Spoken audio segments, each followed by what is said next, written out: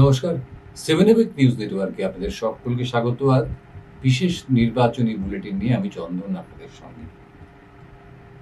মোটামুটিভাবে সমস্ত দল তাদের প্রার্থী তালিকা কার্যত 42টি আসনের মধ্যে 42টি প্রকাশ করে ফেলেছে, যার যতটা ক্ষমতা আর কি। বাম এবং কংগ্রেসের যে যৌথ তালিকা প্রকাশ পেয়েছে তাতে এখন পর্যন্ত একমাত্র জয়নগর আসনটির আমরা কোনো প্রার্থীর নাম পাইনি। বাকি সব জায়গাতেই ইতিমধ্যে বাম এবং কংগ্রেস তাদের প্রার্থী তালিকা ঘোষণা করেছে। দুর্ভাগ্যবশত, অর্থাৎ যেটা প্রথম থেকেই কার্যত ঘোষিত ছিল প্রায় 3 মাস আগেই, যে আইএসএফ 2021 সালের মতনই বাম এবং কংগ্রেসের যে সমঝোতা, আসন সমঝোতা, সেই আসন সমঝোতায় তারা যোগ দেবে। কিন্তু শেষ মুহূর্তে নানা করতে করতে আইএসএফ কিন্তু এই সমঝোতা থেকে সরে গেল। তো এই যে সরে যাওয়ার ফলে কি ঘটতে পারে বা না ঘটতে পারে, সেটা কিন্তু বিধানসভা নির্বাচনের ফলাফল দেখলে পরে খানিকটা আন্দাজ করা যেতে পারে। কিন্তু সেটা সবটা নয়, কারণ বারবার বলছি যে 2021 সালের নির্বাচনের পর এই রাজ্য দিয়ে অনেক ঝড় ঝাপটা, আন্দোলন, অনেক কিছু অনেক অনভিপ্রেত ঘটনা তার সাক্ষী ভোটাররা হয়েছেন। তার ফলাফল এই নির্বাচনে অনেকটাই পড়তে পারে। তার সঙ্গে সঙ্গে যেটা বড় কথা, যেটা 2021 সালে বিধানসভা নির্বাচন হয়েছিল, সেই বিধানসভা নির্বাচন মানে কিন্তু আমাদের রাজ্যের সরকার গঠনের একটা নির্বাচন ছিল। সেখানে রাজ্যের সরকার গঠন, রাজ্যের সামগ্রিক উন্নয়ন, রাজ্যের আইন শৃঙ্খলা পরিস্থিতি, রাজ্যের শিল্পায়ন, এই সমস্ত ইস্যুগুলো সামনে এসেছিল বা আসা উচিত ছিল। আর 2024 যে নির্বাচনের মুখোমুখি আমরা হচ্ছি, সেটা কিন্তু একদম দেশের স্তরে, অর্থাৎ সর্বভারতীয় ক্ষেত্রে সেই নির্বাচন, অর্থাৎ দেশে আগামী 5 বছর কে বা কারা শাসন করবে তা স্থির হবে। সুতরাং ইস্যু দুটো সম্পূর্ণ আলাদা। যেমন ধরুন, অভিন্ন শিক্ষানীতি চালু হয়েছে। সেই অভিন্ন শিক্ষানীতির বিরোধিতা করছে দেশের অনেকগুলো রাজ্য, যেহেতু যুক্তরাষ্ট্রীয় কাঠামোতে শিক্ষা যৌথ তালিকাভুক্ত। কিন্তু যদি কোনো সময় সংবিধানেই বলা আছে যে কেন্দ্রের করা আইন এবং রাজ্যের করা আইন এ দুটোর মধ্যে বিবাদ হয়, তাহলে সেক্ষেত্রে কেন্দ্রের আইন বলবৎ হয়। অর্থাৎ জাতীয় শিক্ষানীতি কার্যত মেনে নিতে বাধ্য থাকবে দেশের সমস্ত রাজ্যগুলোই। সেই ক্ষেত্রে দাঁড়িয়ে প্রত্যেকটা রাজ্যের যে ইন্ডিভিজুয়াল যে ক্যারেক্টারগুলো রয়েছে, তার যে ইতিহাস রয়েছে, তার যে ভাষা রয়েছে, তার যে সংস্কৃতি রয়েছে, তার যে বৈচিত্র্য রয়েছে, ভারতবর্ষের মতন বৈচিত্র্যময় দেশে এক শিক্ষানীতি মেনে নেওয়াটা খুব কঠিন, অন্ততপক্ষে আমাদের শিক্ষা, সংস্কৃতি, কৃষ্টি, এই সমস্ত কিছুর বিচারে। যদি আমরা 2021 ভোটের দিকে একটু তাকাই, তাহলে দেখবো যে সবচেয়ে বেশি আসনে লড়াই করেছিল সর্বভারতীয় তৃণমূল কংগ্রেস। তারা 294টি আসনের মধ্যে 290টি আসনেই প্রার্থী দিয়েছিল। তাদের সঙ্গে একটা মোর্চা হয়েছিল, অর্থাৎ গোর্খা জনমুক্তি মোর্চা টি, তাদের সঙ্গে একটা আসন ভাগাভাগি হয়েছিল। তাদেরকে তারা 3টি আসন ছেড়ে দিয়েছিল পাহাড়ে, এবং গোর্খা জনমুক্তি মোর্চা জি, তাদেরকে 3টি আসন ছেড়ে দিয়েছিল। এবং শেষ পর্যন্ত যেটা দেখা গেল যে এটা পরিসংখ্যানে একটা ভুল আছে, দ্বিতীয়টিতে 2টি আসন ছেড়ে দেওয়া হয়েছিল। কিন্তু দেখা গেল যে তৃণমূল কংগ্রেস 290টি আসনে লড়াই করে 48.2% ভোট পেয়ে 215টি আসন দখল করল। এটা তারা যে গত নির্বাচন তার থেকে আরো বেশি আসন, 2টি আরো বেশি আসন তারা পেল। গোর্খা জনমুক্তি মোর্চা টি, তারা 3টি আসনে লড়াই করে শতকরা 0.27% ভোট পেয়ে একটি আসনে জয়লাভ করলো। এবং যেহেতু তারা অতীতে তাদের লোকসভার কোনো ইতিহাস নেই, সুতরাং একটি আসনেই তাদের প্রাপ্তির ঝুলিতে গেছিল। এবং গোর্খা জনমুক্তি মোর্চা জি, তারা দুটি আসনে লড়াই করে 0.17% ভোট পেয়েও কিন্তু একটিও আসন পায়নি, অর্থাৎ তারা সম্পূর্ণভাবেই মাইনাসে, তাদের যে পরিসংখ্যান সেটা মাইনাসে রান করছে। এবার এনডিএ জোট, আমাদের রাজ্যেও এনডিএ জোট, সেই এনডিএ জোটে কারা কারা ছিল? ভারতীয় জনতা পার্টি। ভারতীয় জনতা পার্টি 293টি আসনেই কিন্তু প্রার্থী দিয়েছিল এবং 77টি আসনে জয়লাভ করে তারা 37.97% ভোট পেয়েছিল। সেই ক্ষেত্রে তাদের 74টি আসন কিন্তু তারা অতিরিক্ত পেয়েছিল। একটা বিপুল জয় বলা যায়, অর্থাৎ একটি রাজ্য থেকে 74টি আসন অতিরিক্ত পাওয়া এবং 37.97% ভোট, সেটাও কিন্তু খুব একটা কম নয়। এবং তাদের যে জোট সঙ্গী ছিল অল ঝাড়খণ্ড স্টুডেন্টস ইউনিয়ন, তাদের জন্য একটি আসন ছাড়া হয়েছিল। তারা 0.1% ভোট পেয়েছিল, কিন্তু তাদের সেই আসনটি তারা হেরে যায়। সুতরাং তাদের ঝুলিতে কোনো আসন ছিল না। এবার ছিল সংযুক্ত মোর্চা। সংযুক্ত মোর্চায় কমিউনিস্ট পার্টি অফ ইন্ডিয়া মানে সিপিআইএম, তারা লড়াই করেছিল 138টি আসনে, ভোট পেয়েছিল 4.73%। ভীষণ কম, তাদের যে ভোটের পার্সেন্টেজ সেটা ভীষণ মানে নিচের দিকে নেমে যায় এবং একটি আসনও তারা দখল করতে পারেনি, অর্থাৎ 26টি আসন তারা খুইয়েছিল 2021 নির্বাচনে। তারপরে ছিল হচ্ছে ইন্ডিয়ান ন্যাশনাল কংগ্রেস, জাতীয় কংগ্রেস, তারা 91টি আসনে লড়াই করেছিল, 2.93% ভোট পেয়েছিল, কিন্তু তারাও একটি আসন পায়নি। তারা 44টি আসন হারায়। এরপরে চলে আসে ইন্ডিয়ান সেকুলার ফ্রন্ট, যেটা আজকে আমাদের আলোচনার মূল বিষয় থাকবে।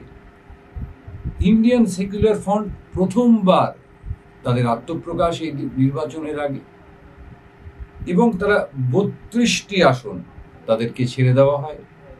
বাম এবং কংগ্রেস, বামফ্রন্ট এবং কংগ্রেস তাদেরকে 32টি আসন ছেড়ে দেয়। তারা 1.36% আসন পায় এবং একটি আসনে তারা জয়লাভ করে, অর্থাৎ 32টি আসনে লড়াই করে তারা মাত্র একটি আসনে জয়লাভ করে, যার ফলে তাদের খাতায় একটি আসনই কিন্তু অতিরিক্ত। অর্থাৎ অতীতে যেহেতু তারা কখনো বিধানসভা নির্বাচনে লড়েনি, ভাঙন আসনটা তারা জিতেছিল, সেই ভাঙন আসনটি কিন্তু তাদের কাছে উপরি পাওনা। এরপরে চলে আসবো আমরা অল ইন্ডিয়া ফরওয়ার্ড ব্লক। অল ইন্ডিয়া ফরওয়ার্ড ব্লক 21টি আসনে লড়াই করেছিল গত বিধানসভা নির্বাচনে এবং যথারীতি তারা একটিও আসন পায়নি। 0.53% ভোট পেয়ে তাদের ক্ষতি হয়েছিল, 3টি আসন তারা হারিয়েছিল। আরএসপি, রেভলিউশনারি সোশ্যালিস্ট পার্টি, তারাও 10টি আসনের প্রতিদ্বন্দ্বিতা করেছিল, 0.21% ভোট পেয়ে তারা কিন্তু একটিও আসন পায়নি, তারা 2টি আসন হারিয়েছিল। এবং সিপিআই 10টি আসনে লড়াই করেছিল এবং 0.20% ভোট পেয়ে তারা কিন্তু একটিও আসন জয়লাভ করতে পারেনি, তাদের সংখ্যা 0 থেকেই দাঁড়িয়েছিল। এবার যেটা আমরা দেখতে পাচ্ছি যে আমরা যদি টোটাল করি 294টি আসনের মধ্যে আপনারা সিপিএম এর আসন দেখুন, 4.73% ভোট পেয়েছে, কিন্তু একটিও আসন পায়নি। কিন্তু 1.36% ভোট পেয়েছিল আইএসএফ, তারা কিন্তু একটি আসন পেয়েছে। গোর্খা জনমুক্তি মোর্চা, তারা 0.27% ভোট পেয়েছিল, তারাও একটি আসন পেয়েছে। অদ্ভুতভাবে সিপিআইএম 4.73% আসন ভোট পেয়েও তাদের কপালে কিন্তু একটি আসনও জোটেনি গত বিধানসভা নির্বাচনে। এইবার যদি আমরা হিসেব করে দেখি যে গত এতে 32টি আসন দেওয়া হয়েছিল আইএসএফ। এখন আইএসএফ এর সঙ্গে একটা সাংঘাতিক সম্পর্কের অবনতি হয় বলা যেতে পারে, হয়ে গেল। সংযুক্ত মোর্চা ভেঙে গেল। সেখানে যদিও এখানে সংযুক্ত মোর্চা ভেঙে যাওয়ার চাইতেও বড় কথা যে আইএনডিএ গ্রুপ যে মোর্চা, সেই মোর্চাও পশ্চিমবঙ্গে কোনো রকম ভাবেই সফল হল। কারণ আইএনডিএ যখন গঠন হয়েছিল তখন বলা হয়েছিল যে রাজ্যের পরিস্থিতি যেরকম সেই অনুপাতে আসন সংখ্যা ভাগ করা হবে। অবশ্যই পশ্চিমবঙ্গে তৃণমূল কংগ্রেসের পরিস্থিতি অত্যন্ত ভালো, কিন্তু যদি মোর্চার খাতিরে ধরে নিতে হয়, যদি একটা ফ্রন্টের খাতিরে ধরে নিতে হয়, তাহলে তৃণমূল কংগ্রেসেরও কিন্তু এখানে বামেদের অর্থাৎ বিজেপির বিরুদ্ধে সর্বাত্মক লড়াইয়ে যে ডাক দেওয়া হয়েছিল আইএনডিএ গঠনের সময়, সেখানে কিন্তু তৃণমূল কংগ্রেস এ রাজ্যের সর্ববৃহৎ দল হিসেবে, মোর্চার নেতা হিসেবে উচিত ছিল যে অন্যান্য যে দলগুলো আছে তাদের সঙ্গে আসন সমঝোতায় যাওয়া। যেমন ধরুন বামফ্রন্ট যে গঠন হয়েছিল 77 সালের পরে থেকে যে নির্বাচনগুলো গেছে, তাতে দেখা গেছে যে বামফ্রন্টের যারা শরিক দল, আরএসপি, ফরওয়ার্ড ব্লক, সিপিআই ইত্যাদি আরো দল ছিল, সমাজবাদী দল, আরো ছোটখাটো দল ছিল, তাদের শক্তি যখনই কমেছে সিপিআইএম কিন্তু তাদের পক্ষে গিয়ে দাঁড়িয়েছে এবং তাদেরকে আসন জেতার সহযোগিতা করেছে। এটা ফ্রন্ট গঠনের একটা শর্ত। কিন্তু আমরা অতীতেও খেয়াল করেছি যখন কংগ্রেস এবং সিপিআইএম এবং তার সঙ্গে এসইউসিআই সহ আরো অনেকগুলো ছোটখাটো দল তারা একসঙ্গে লড়াই করলো, আমরা দেখেছি কিন্তু 11 সালের নির্বাচনে জয়লাভের পর কংগ্রেস সেই প্রথম মন্ত্রিসভায়, মমতা ব্যানার্জির নেতৃত্বের মন্ত্রিসভায় যোগদান করার কয়েক মাসের মধ্যে কংগ্রেস কিন্তু সেই জোট ভেঙে বেরিয়ে আসে। অর্থাৎ জোটের যে তত্ত্ব সেটা কিন্তু আমাদের রাজ্যের যে প্রধান শাসক দল তারা মানতে চান না ইদানিংকাল। কিন্তু সিপিআইএম এর ক্ষেত্রে বলা যায় যে সিপিআইএম কিন্তু জোটের মর্যাদা রেখে এসছে। অন্ততপক্ষে এত বছর ধরে বামফ্রন্টকে টিকিয়ে রাখা এটা কিন্তু একটা ছোটখাটো কথা নয়। যে 77 সালের পরে যে বামফ্রন্ট, সেই বামফ্রন্ট থেকে ছেড়ে চলে গেছে একমাত্র সমাজবাদী পার্টি আর যুক্ত হয়েছে এক সিপিআই। অর্থাৎ 77 সালে যখন বামফ্রন্ট গঠিত হয়েছিল তখন কিন্তু সিপিআই কংগ্রেসের সঙ্গে ছিল, সিপিআই বামফ্রন্টের সঙ্গে ছিল না। যে সুদীর্ঘ পথ হেঁটে আসা, আজকে ধরুন বামফ্রন্ট ক্ষমতায় ছিল 34 বছর, তারপরে আরো 12 বছর কেটে গেছে, কিন্তু বামফ্রন্টের যে ঐক্য সেখানে অনেক ক্ষেত্রেই মতানৈক্য দেখা গেছে, অনেক ক্ষেত্রেই আসন বন্টন নিয়ে হোক বা অন্যান্য ইস্যুতে হোক সিপিআইএম এর সঙ্গে তাদের ছোট শরিকদের বিভিন্ন সময় গন্ডগোল হয়েছে, কিন্তু শেষ পর্যন্ত বামফ্রন্ট ভেঙে গেছে এমনটা আমরা এখনো পর্যন্ত দেখতে পাইনি। তাহলে কি এমন হলো যে মাত্র 1 বছরের ব্যবধানে, অর্থাৎ 21, 22, 23 2 বছরের ব্যবধানের মধ্যে সংযুক্ত মোর্চা এভাবে ভাঙন ধরল? অর্থাৎ আইএসএফ যারা 32টি আসনে প্রার্থী দিয়েছিল, অর্থাৎ তৃতীয় বৃহত্তম দল হিসেবে যারা সংযুক্ত মোর্চায় আত্মপ্রকাশ করেছিল, তারা নিজেদেরকে মোর্চার থেকে সরিয়ে দিল। সেই ক্ষেত্রে দাঁড়িয়ে আমরা বলবো যে বামফ্রন্ট প্রথম থেকেই বলেছিল যে যে সমস্ত জায়গায় আইএসএফ এর শক্তি আছে, শক্তি পরীক্ষিতভাবে আইএসএফ এর শক্তি রয়েছে, সেই জায়গাগুলোতে তারা আইএসএফ কে সমর্থন জানাবে। এবং জাতীয় কংগ্রেসও পক্ষান্তরে একই কথা বলেছিল যে যেখানে, কিন্তু মুশকিলটা হলো এখানেই যে যেহেতু আইএসএফ সদ্য জন্মানো একটা রাজনৈতিক দল, তাদের কোথায় শক্তি আছে সেটা কিন্তু বোঝা খুব মুশকিল। কারণ তাদের যে ভোটের হার সেটা মাত্র 1.36%। আমার রাজ্যে মোট ভোটার কত ছিল সেটা যদি আমরা একবার দেখে নিই,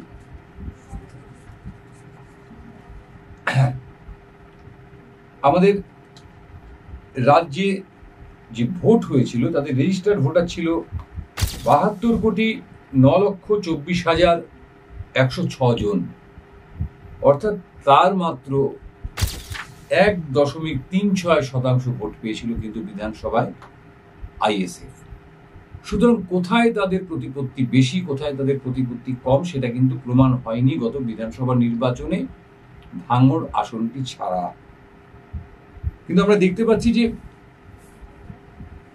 আইএসএফ কে যে ৩২টি আসন ছেড়ে দেওয়া হয়েছিল সেগুলোর মধ্যে অনেকগুলি অত্যন্ত গুরুত্বপূর্ণ আসন, বেশ কিছু আসন যেগুলো সিপিআইএম অতীতে বহুবার জয়ী হয়েছে, জাতীয় কংগ্রেস বহুবার জয়ী হয়েছে, আরএসপি বহুবার জয়ী হয়েছে, বা বামফ্রন্টের অন্যান্য দল বহুবার জয়ী হয়েছে, কিন্তু মোর্চার স্বার্থে সেই মুহূর্তে কিন্তু আইএসএফ কে এই আসনগুলো ছেড়ে দেওয়া হয়েছিল, কিন্তু আইএসএফ তাদের সম্মান রক্ষা করতে পারেনি।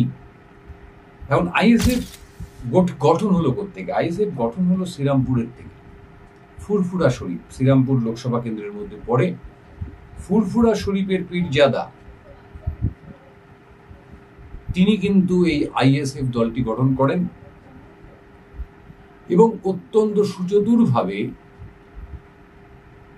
বুদ্ধিমানের মতন তিনি তার দলের নামের আগে পরে কোথাও মুসলিম শব্দটি ব্যবহার করেননি, যাতে ধর্ম নিরপেক্ষতার যে বিষয়টি আছে আমাদের রাজ্যে, আমাদের দেশে, যে আমরা যে বিষয়টিকে বিশ্বাস করি, অর্থাৎ ধর্ম নিরপেক্ষতা, সাম্প্রদায়িক সম্প্রীতি, সেই তার দিকে নজর রেখে কিন্তু তার দলের আগে পিছিয়ে কোথাও ইসলাম শব্দটিকে তিনি ব্যবহার করেননি। যেরকম ভাবে আমাদের দেশ, আমাদের রাজ্যে মুসলিম লীগ একদা অত্যন্ত সক্রিয় ছিল, এখনো দক্ষিণের বেশ কিছু রাজ্যে মুসলিম লীগ অত্যন্ত সক্রিয় রয়েছে। কিন্তু আব্বাস সিদ্দিকী দলের প্রতিষ্ঠাতা, কিন্তু তিনি ভোটে লড়লেন না। তিনি তার ভাই নৌসাদ সিদ্দিকীকে নেতৃত্ব দিলেন ভোটের ময়দানে এবং নৌসাদ সিদ্দিকী জয়ী হলেও তার অন্যান্য যে প্রার্থীরা, এবং উল্লেখযোগ্যভাবে বিধানসভা নির্বাচনে 32টি আসনে তারা লড়াই করেছিল, কিন্তু সংখ্যাগরিষ্ঠ আসনে প্রার্থী দিয়েছিল হিন্দু প্রার্থী। যেমন রায়পুরে দিয়েছিল মিলন মান্ডি, মহিষাদলে বিক্রম চ্যাটার্জি, চন্দ্রকোনায় গৌরাঙ্গ দাস, মন্দির বাজারে সঞ্জয় সরকার, এরকম 20টা নাম আমি আপনাদের বলতে পারি। সবচেয়ে কাছের কেন্দ্র হচ্ছে আমাদের অশোকনগর থেকে লড়াই করেছিলেন তাপস চ্যাটার্জি। সুতরাং একটা ভারসাম্য রক্ষা করেছিল কিন্তু আইএসএফ।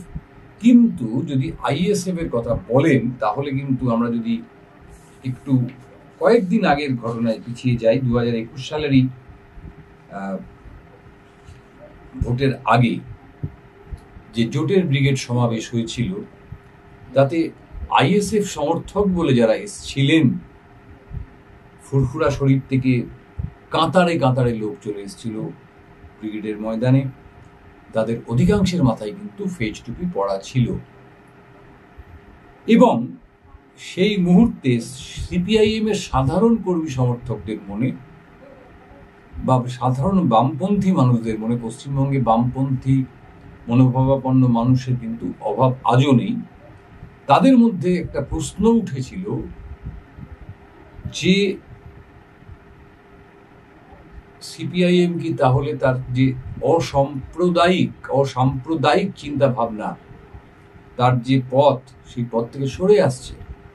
এবং আমরা লক্ষ্য করেছিলাম সেদিন মঞ্চে যখন অধীর চৌধুরী বক্তৃতা করছেন, সেই মুহূর্তে কিন্তু আব্বাস সিদ্দিকী মঞ্চে ওঠেন এবং সেই মুহূর্তে আইএসএফ কর্মী সমর্থকদের চিৎকারে কার্যত অধীর চৌধুরী মঞ্চ থেকে নেমে যাচ্ছিলেন। সেই মুহূর্তে মোহাম্মদ সেলিম আরো 2-1 নেতা তাকে বুঝিয়ে আবার বক্তৃতা মঞ্চে ফিরিয়ে আনেন। সুতরাং শুরু থেকেই একটা গন্ডগোল ছিল এবং দ্বন্দ্ব ছিল, বিশেষ করে বামপন্থী মানুষদের মনের মধ্যে, যে আইএসএফ ইন্ডিয়ান সেকুলার ফ্রন্ট হলেও তাদের মুখ কিন্তু একটা নির্দিষ্ট ধর্মকেই এগিয়ে নিয়ে যাচ্ছে এবং তারাও কিন্তু বেছে বেছে সেই আসনগুলোকেই চয়েস করেছিল যেখানে কিন্তু সংখ্যা লঘু মানুষের ভোট বেশি রয়েছে। আমি যদি আপনাদের লিস্ট বলি অনেকটা সময় চলে যাবে, কিন্তু তাও যদি দু একটা বলি, যেমন ধরুন আমডাঙ্গা, দেগঙ্গা, হাড়োয়া, বারাসাত উত্তর, ক্যানিং পূর্ব, ভাঙড়, মেটিয়াবুরুজ, এন্টালি, পাঁচলা, জগৎবল্লভপুর, হরিপাল, খানাকুল, জাঙ্গিপাড়া, ময়ূরেশ্বর, এই সমস্ত জায়গাগুলোতে কিন্তু আমরা দেখতে পাই যে সংখ্যালঘু ভোটারদের একটা প্রভাব রয়েছে। আর এই নির্বাচন ঘোষণার বহু আগে তো বটেই, তখনও নির্বাচন নিয়ে আলোচনা শুরু হয়নি, কিন্তু সেই সময় এখন আব্বাস সিদ্দিকী খুব একটা টলেন না, দলের হয়ে যা বলার বলেন। নওশাদ সিদ্দিকী তিনি একেবারে অযাচিতভাবে প্রেস কনফারেন্স করে জানিয়ে দিয়েছিলেন যে ডায়মন্ড হারবার কেন্দ্র, এই ডায়মন্ড হারবার কেন্দ্রটি কিন্তু একটি বিশেষত্ব আছে, যেখানে সংখ্যালঘুদের একটা বিপুল পরিমাণে ভোট রয়েছে। সেই ডায়মন্ড হারবার কেন্দ্রটিতে তিনি লড়াই করবেন এবং তৃণমূলের সর্বভারতীয় সাধারণ সম্পাদক, ডায়মন্ড হারবারের সাংসদ অভিষেক বন্দ্যোপাধ্যায়কে নাকি হারিয়ে বাড়ি কালীঘাটে পাঠিয়ে দেবেন বা ক্যামাক্সিতে পাঠিয়ে দেবেন, এটা তার হুঙ্কার ছিল। এবং তার সেই হুঙ্কারকে সমর্থন করে সিপিআইএম সেই সঙ্গে সঙ্গে ঘোষণা করে দিয়েছিল, যদি নওশাদ সিদ্দিকী ডায়মন্ড হারবারের প্রার্থী হন, তাহলে সিপিআইএম বা কংগ্রেস আগবারই বলে দিয়েছিল যে সেখানে কোনো প্রার্থী দেবে না। এবং আমরা দেখেছি যে সিপিআইএম তৃতীয় প্রার্থী তালিকা পর্যন্ত কিন্তু ডায়মন্ড হারবারের মথুরাপুরে এখনো পর্যন্ত খালি রয়েছে, সেখানে কিন্তু কোনো প্রার্থী নাম ঘোষণা করেননি। জাতীয় কংগ্রেসও অপেক্ষা করেছে যে আগে আইএসএফ প্রার্থী তালিকা ঘোষণা করুন, কিন্তু প্রথমেই আইএসএফ একতরফাভাবে 8টি আসনের প্রার্থী তালিকা ঘোষণা করে দেয় এবং তারপরে এখনো পর্যন্ত আমাদের কাছে যে লিস্ট এসছে তাতে 13টি আসনে তারা প্রার্থী তালিকা ঘোষণা করে দিয়েছেন। তার মধ্যে রয়েছে বালুরঘাট, অধ্যাপক মোজাম্মেল হক, মালদা উত্তর, সেখানে রয়েছেন মোহাম্মদ সোরেন, তারপরে রয়েছে মুর্শিদাবাদ, যেখানে রয়েছেন হাবিব শেখ, তারপরে রয়েছে ব্যারাকপুর, যেখানে আইনজীবী জামির হোসেন, বারাসাত তাপস চ্যাটার্জি, বসিরহাট মোহাম্মদ সাইদুল ইসলাম মোল্লা, জয়নগর একটি সংরক্ষিত আসন, সেখানে মেঘনাথ হালদার, মথুরাপুর সংরক্ষিত আসন, অধ্যাপক অজয় কুমার দাস, ডায়মন্ড হারবারে মজনু লস্কর। সবচেয়ে বড় যে চমকটা ছিল আইএসএফ এর, যে ডায়মন্ড হারবারে নাকি নওশাদ সিদ্দিকী লড়বেন, সেখানে একেবারে শেষ বেলায় এসে তিনি তার প্রার্থীপদ বলতে গেলে তিনি নিজেই ঘোষণা করেছিলেন, সেটি প্রত্যাহার করে নেন এবং মজনু লস্করকে সেখানকার প্রার্থী হিসেবে ঘোষণা করেন। যাদবপুর আইনজীবী নূর আলম খান উলবেড়িয়া, অধ্যাপক মফিরুল ইসলাম শ্রীরামপুর, শাহরিয়ার মল্লিক এবং ঝাড়গ্রামে অধ্যাপক বাপি সোরেন। এইবার যদি আমি হিসেবটা মিলাই তাহলে দেখব যে আইএসএফ কিন্তু তার যে মুখ, সেই মুখটা সামনে এনে ফেলল। আমরা দেখতে পাচ্ছি এখানে তাপস ব্যানার্জি, মেঘনাথ হালদার, অজয় কুমার দাস 3 এবং বাপি সোরেন, এই 4, 13র মধ্যে 4 হচ্ছে হিন্দু, অমুসলিম মুখ আইএসএফ।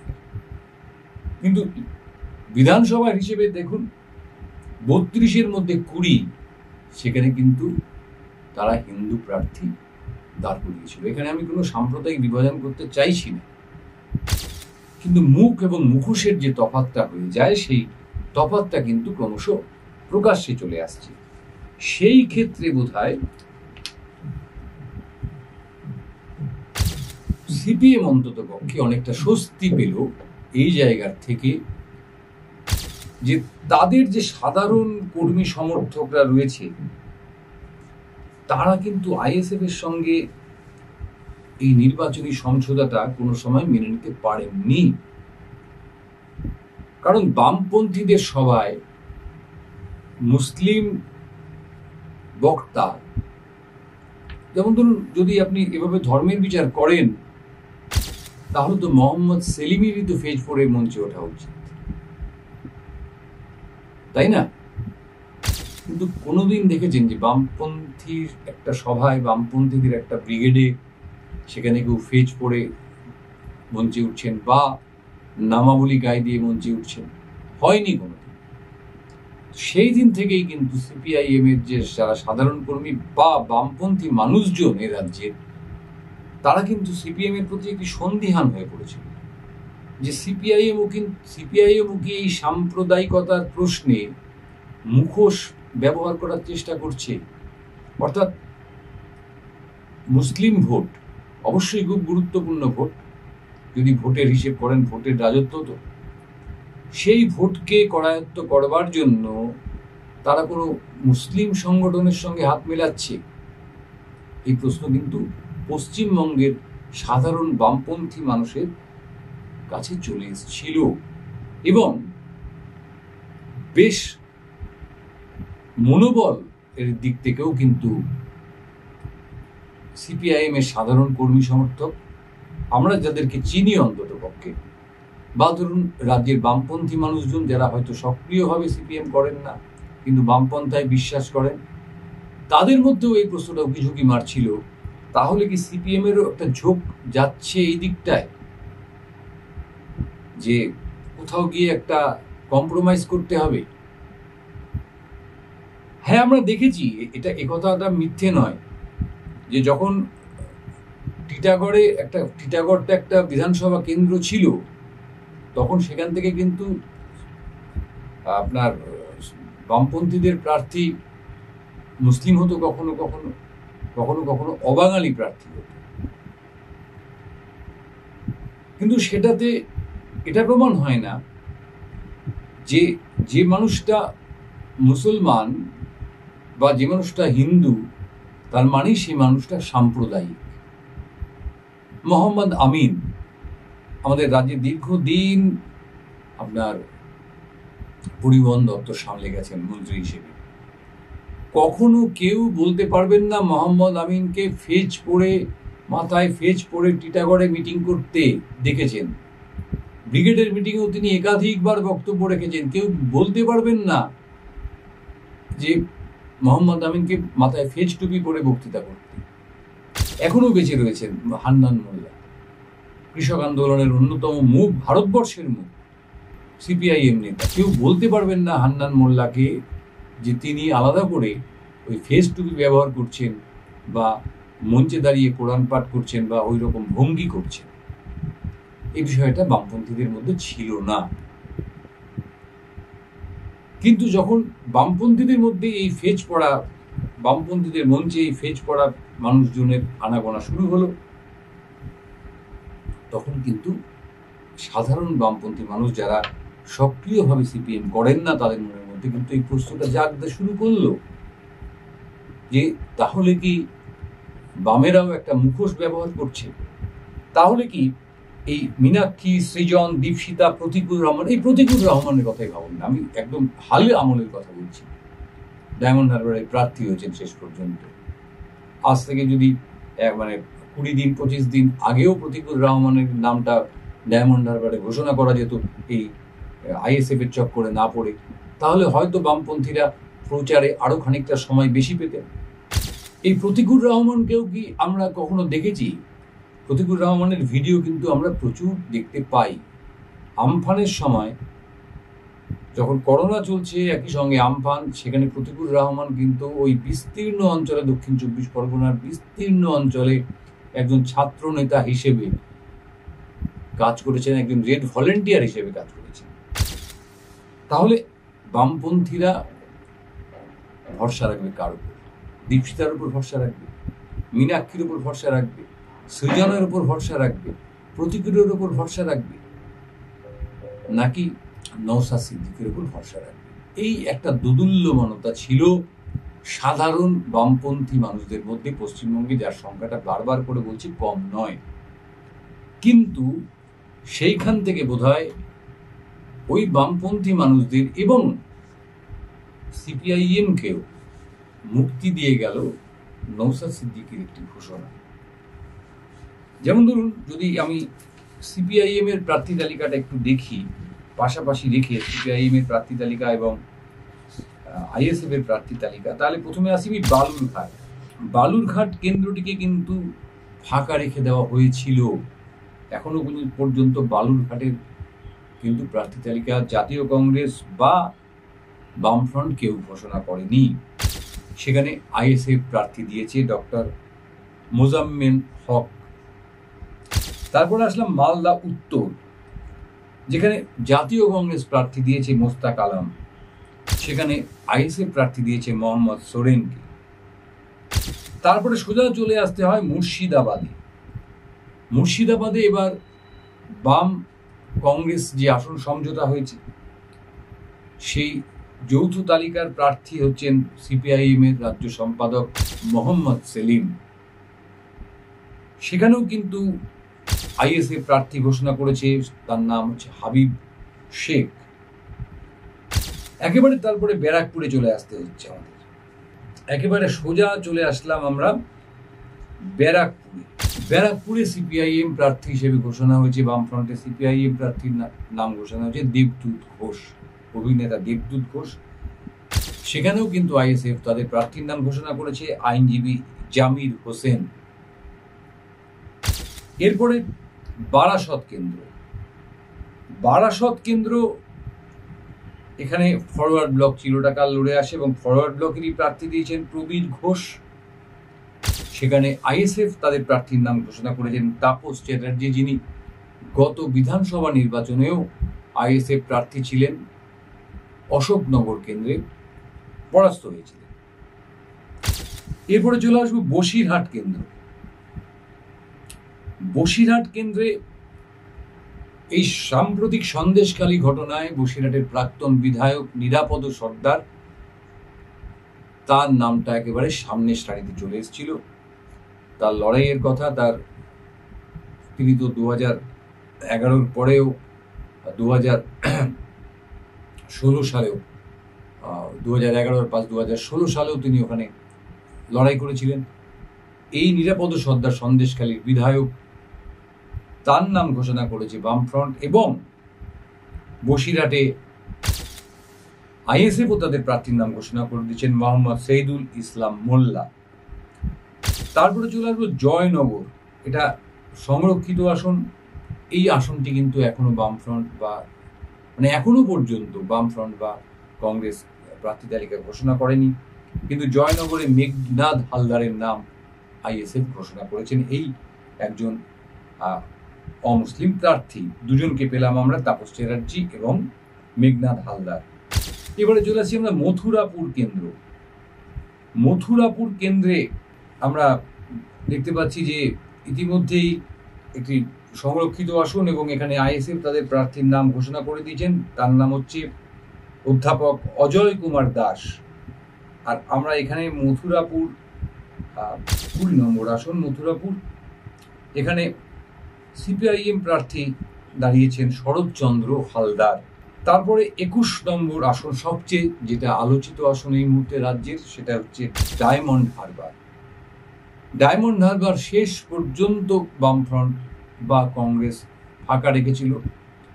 যেদিন আইএসএফ তাদের প্রার্থীর নাম ঘোষণা করলো ডায়মন্ড হারবারে মজনু লস্করের নাম, তারপরে ডায়মন্ড হারবারে সিপিআইএম প্রার্থী হিসেবে ছাত্রনেতা প্রতিকুর রহমানের নাম ঘোষণা করে সিপিএম। তারপরে 22 নম্বর যাদবপুর আসন, যেখান থেকে লড়াই করছেন আরেক ছাত্র নেতা সৃজন ভট্টাচার্য। সেই যাদবপুরে আইএসএফ প্রার্থী হচ্ছেন আইনজীবী নূর আলম খান। তারপরে একেবারে 26 নম্বর আসনে চলে যেতে হয় আমাদের। সেই 26 নম্বর আসন হচ্ছে উলবেড়িয়া। উলবেড়িয়ায় আগেই ঘোষণা করে দিয়েছিল আইএসএফ তাদের প্রার্থীর নাম অধ্যাপক মফিকুল ইসলাম, এবং আইএসএফ এর প্রার্থী তালিকা নাম ঘোষণা হওয়ার পরে এই উলুবেড়িয়ায় জাতীয় কংগ্রেস প্রার্থী হিসেবে নাম ঘোষণা হয়েছে আজাহার মল্লিকের, যখন এই বামফ্রন্ট, জাতীয় কংগ্রেস এবং আইএসএফ এর সংযুক্ত মোর্চা ভেস্তে যায় তারপরে শ্রীরামপুর অত্যন্ত গুরুত্বপূর্ণ একটি আসন, এবং শ্রীরামপুরেই কিন্তু আইএসএফ এর ঘাঁটি অর্থাৎ ফুরফুরা শরীফ এখানে অবস্থিত। সেই শ্রীরামপুরে আইএসএফ প্রার্থী দিয়েছে শাহরিয়ার মল্লিককে, এবং 27 নম্বর শ্রীরামপুর আসনে সিপিআইএম এর হয়ে লড়াই করছেন আরেকজন ছাত্রনেতা দীপশিতা ধর। তারপরে আমাদের সোজা চলে যেতে হবে 33 নম্বর অর্থাৎ ঝাড়গ্রাম আসনে। 33 নম্বর ঝাড়গ্রাম আসনটিতে সিপিআইএম তাদের প্রার্থী ঘোষণা করেছিল সোনামণি টুডু বা সোনামণি মুর্মুর নাম। সেখানে আইএসএফ ঘোষণা করে দিল তাদের প্রার্থী বাপি সোরেন। অর্থাৎ এবার কিন্তু আর বিজেপি বা তৃণমূলকে হারাবার জন্য বিরোধীরা এককাট্টা হতে পারল না।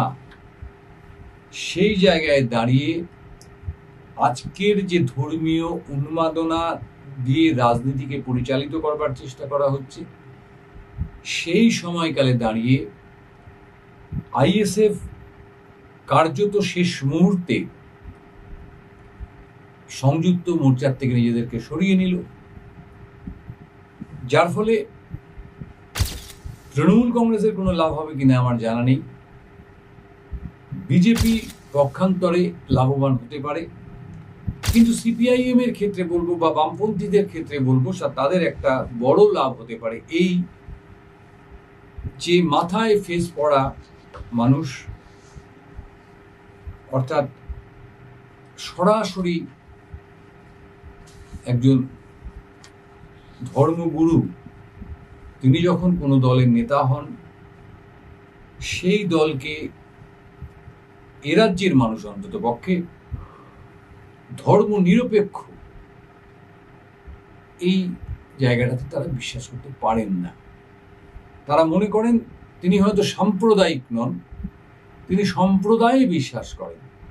অর্থাৎ সম্প্রদায় বিশ্বাস করলেই তিনি সাম্প্রদায়িক এমনটা তো নয়। আজকে আমরা কেউ বলতে পারবো না নৌসাদ সিদ্দিকী এখনো পর্যন্ত এমন একটি উক্তি করেছেন যেটা দ্বারা তিনি প্রমাণ করা যাবে তিনি হিন্দুত্ব বা হিন্দু ধর্মের প্রতি তার কোনো বিরাগ আছে, তার কোনো অশ্রদ্ধা আছে না। এমনকি তার দাদা আইএসএফ এর প্রতিষ্ঠাতা, তার মুখ থেকেও এমন কোনো কথা শোনা যায় না।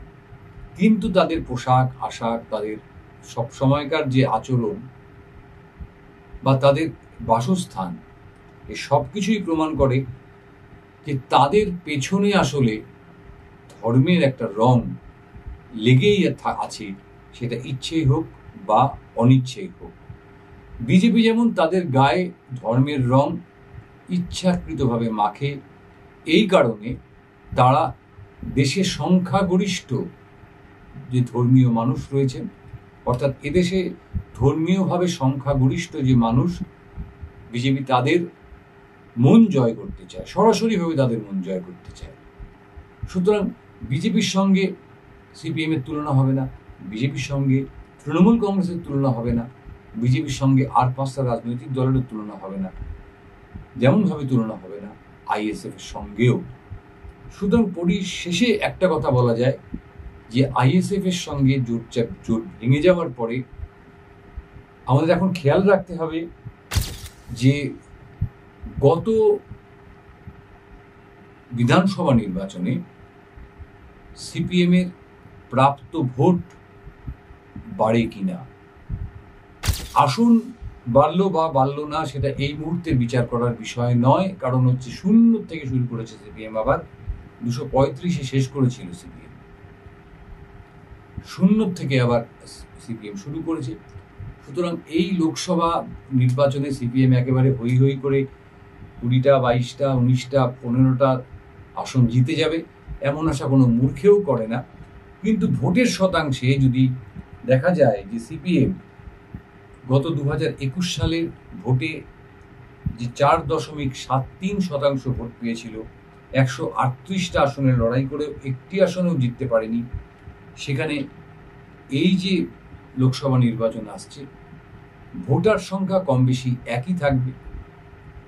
আমাদের খেয়াল রাখতে হবে যে কংগ্রেস সিপিএম যে সংযুক্ত যে মোর্চা হয়েছে, যৌথ একটা লড়াই হচ্ছে, সেই তাদের মোট যে ভোট, সেই মোট ভোটের শতাংশ বাড়ে কিনা, যেটা গত নির্বাচনে ছিল 10.4%। মাথায় রাখতে হবে কিন্তু গত নির্বাচনে তারা 10.4% ভোট পেয়েছিলেন, তার মধ্যে আইএসএফ এর ভোটও আছে, এবং আসন পেয়েছিলেন মাত্র একটি, সেটা কিন্তু আইএসএফ এর। এখান থেকে আমার আসন সংখ্যা 1, সেটাকে বাদ দিতে হবে, এবং আইএসএফ এর প্রাপ্ত ভোটের হার ছিল 1.36%, সেটিকেও বাদ দিতে হবে। অর্থাৎ যদি আমি গড়ে ধরি তাহলে 9% ভোট নিয়ে সিপিএম কিন্তু এই লোকসভা নির্বাচন শুরু করছে, সিপিএম এবং জাতীয় কংগ্রেস সহ বামফ্রন্ট, এবং হাতে বিধানসভার একটিও আসন নেই। যে বাইরন বিশ্বাস জিতেছিলেন তিনিও জাতীয় কংগ্রেসের, তিনিও তৃণমূল কংগ্রেসে যোগ দিয়েছেন। সুতরাং একেবারে শূন্যর জায়গা থেকে শুরু করে লোকসভা বিধানসভা নির্বাচনের নিরিখে শুরু করছে বামফ্রন্ট এবং কংগ্রেস। এখন দেখার যে তাদের আইএসএফ ত্যাগ করার ফলে তাদের ভোট বাক্সে কি প্রতিফলন হয়, ভোট বাড়ে না কমে। তবে এটুকু বলতে পারি, সাধারণ বামপন্থী মানুষজন, তাদের সঙ্গে আমরা কথা বলেছি, আমরা বেশ কিছু, অর্থাৎ সংখ্যা তো ওভাবে বলা যায় না যে আমরা 2000 লোকের সঙ্গে কথা বলেছি বা 5000 লোকের সঙ্গে কথা বলেছি, কিন্তু বহু মানুষের সঙ্গে কথা বলেছি যারা মনে প্রাণে বামপন্থী, কিন্তু সক্রিয়ভাবে কোনো মিটিং মিছিল ইত্যাদিতে অংশগ্রহণ করেন না। তারা সিপিএম এর বা বামপন্থীদের এই আইএসএফ মুক্তিতে কিন্তু স্বস্তির নিঃশ্বাস ফেলেছেন। এখন যা হবার সেটা ভবিষ্যৎ বলবে। 4 জুন আমরা তার প্রতিফলন দেখতে পাবো। ভোটের বাক্স খোলা হবে, ইভিএম মেশিন খোলা হবে। ততক্ষণ পর্যন্ত তো আমাদের অপেক্ষা করতেই হবে, আর ততক্ষণ পর্যন্ত আপনারাও চোখ রাখুন 7 আওয়ার নিউজের পর্দায়। কারণ ভারতবর্ষের এই একমাত্র বিজ্ঞাপনহীন চ্যানেলটি কিন্তু লক্ষ লক্ষ মানুষের আশীর্বাদে এগিয়ে চলেছে সামনের দিকে, এবং আমরা আশা করব আপনাদের আরো আশীর্বাদ, আরো ভালোবাসা আমাদেরকে আরো সামনের দিকে এগিয়ে নিয়ে যাবে। চ্যানেলটিকে সাবস্ক্রাইব করতে ভুলবেন না যদি ভালো লাগে। জয় হিন্দ।